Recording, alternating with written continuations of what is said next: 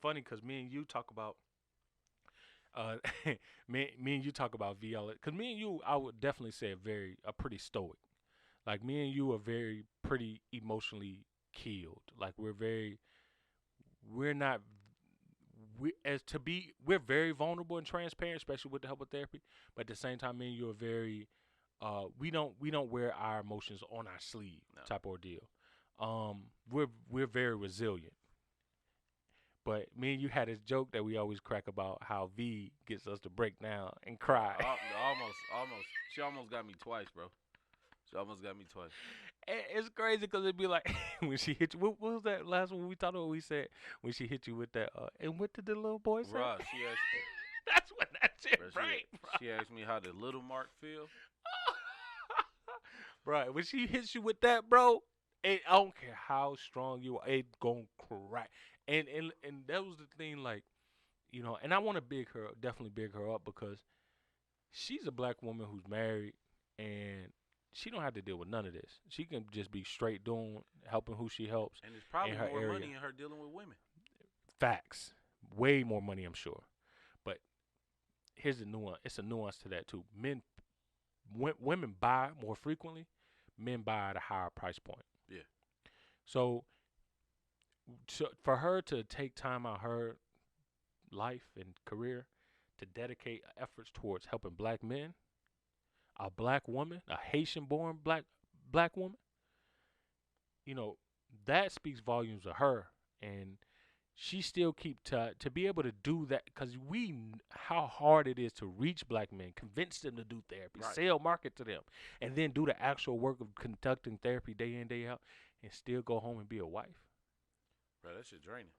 She's shown me that it's possible to have a driven business, ambitious woman, a educated woman, at the same time can go home to her husband and play her role and be submissive within that. Yeah.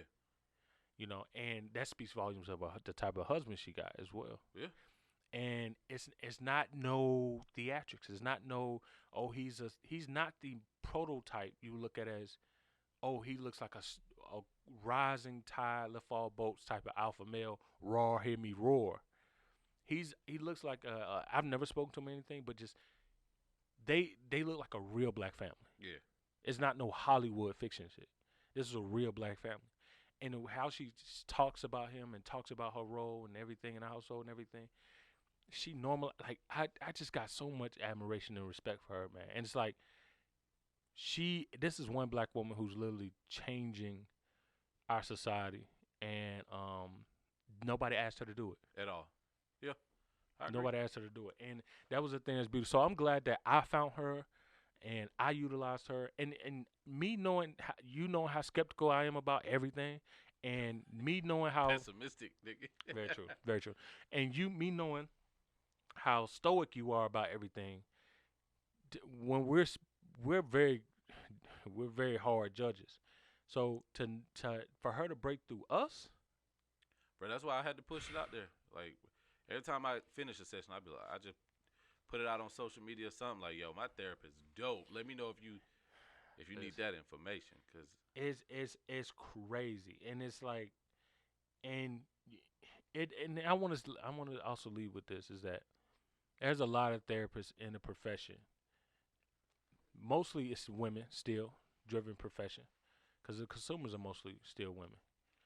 But there's no studies outside of violence on black men in the DSM. There's no diagnosis based around black men. There's very few, if any, placed around black women. So it's therapeutic profession still has a long way to go. So the therapists that are doing it, conducting it now, are really kind of the front runners, yeah, innovators of therapy. yeah. And V is definitely one of them. So definitely big ups to her and therapy for blackmen.org